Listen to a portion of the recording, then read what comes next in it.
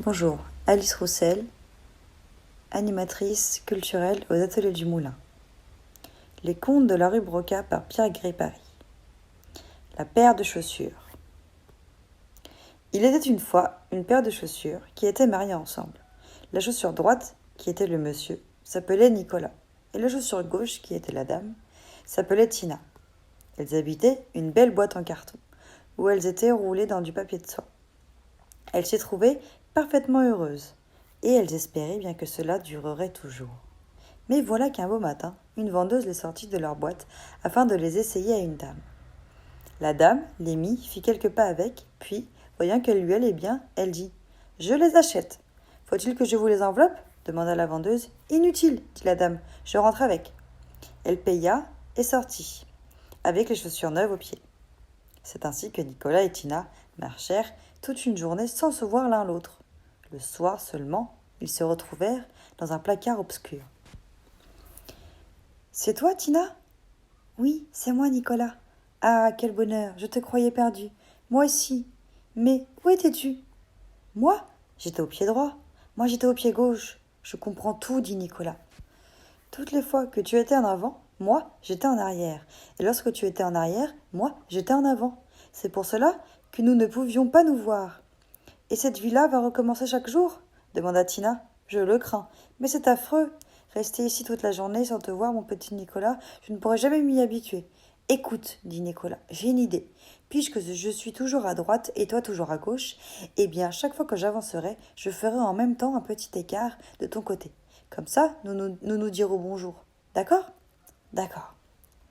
Ainsi fit Nicolas, de sorte que, tout au long du jour suivant, la dame qui portait les chaussures ne pouvait plus faire 3 pas sans que son pied droit vienne accrocher son talon gauche.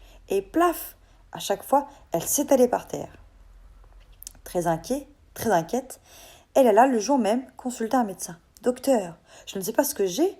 Je me fais des croche-pieds à moi-même. »« Des croche-pieds à vous-même ?»« Oui, docteur. » À chaque fois que je fais, ou presque, mon pied droit accroche mon talon gauche, et cela me fait tomber. C'est très grave, dit le docteur. Si cela continue, il faudra vous couper le pied droit. Tenez, voici une ordonnance. Vous en avez pour 10 000 francs de médicaments. Donnez-moi 2 000 francs pour la consultation et revenez demain.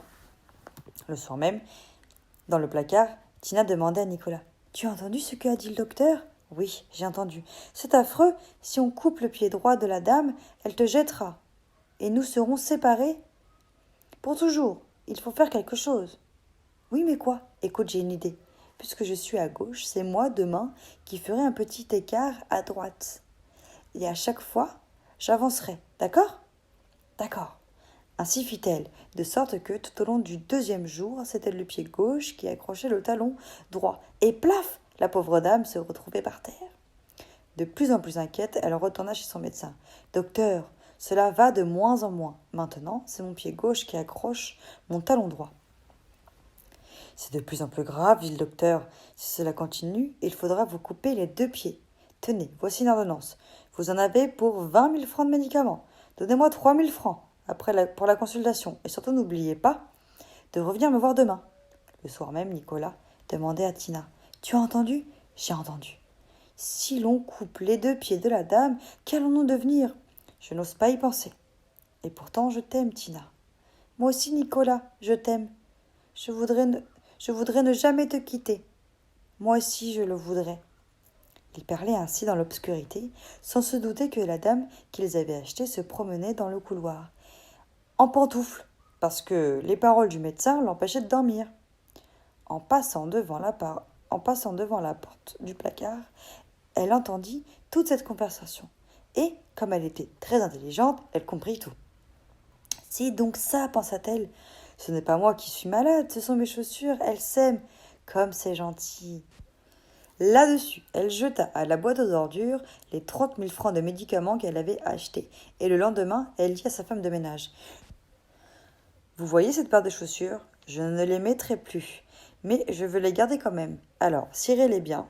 Entretenez-les bien, qu'elles soient toujours brillantes, et surtout, ne les séparez jamais l'une de l'autre. » Restée seule, la femme de ménage se dit « Madame est folle de garder ses chaussures sans les mettre. Dans une quinzaine de jours, quand madame les aura oubliées, je les volerai. » 15 jours plus tard, elle les vola et se les mit aux pieds. Mais quand elle les eut mises, elle aussi commença à se faire des croche-pieds à elle-même.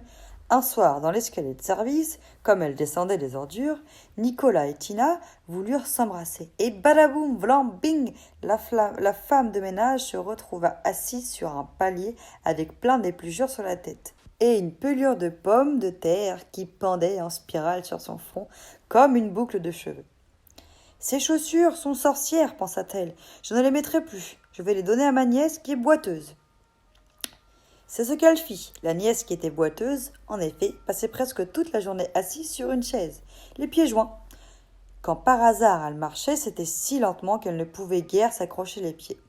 Et les chaussures étaient heureuses, car dans la journée, elles étaient le plus souvent côte à côte. Cela dura longtemps. Malheureusement, comme la nièce était boiteuse, elle usait d'un côté plus vite que l'autre. Un soir, Tina dit à Nicolas, « Je sens ma semelle qui devient fine.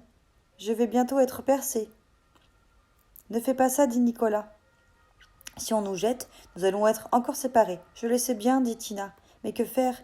Je ne peux pas m'empêcher de vieillir. Et en effet, 8 jours plus tard, sa semelle était trouée. La boiteuse acheta des chaussures neuves et jeta Nicolas et Tina dans la boîte à ordures. Qu'allons-nous devenir? Demanda Nicolas. Je ne sais pas, dit Tina, si seulement j'étais sûre de ne jamais te quitter. Approche-toi, dit Nicolas, et prends ma bride avec la tienne. De cette façon, nous ne serons jamais séparés.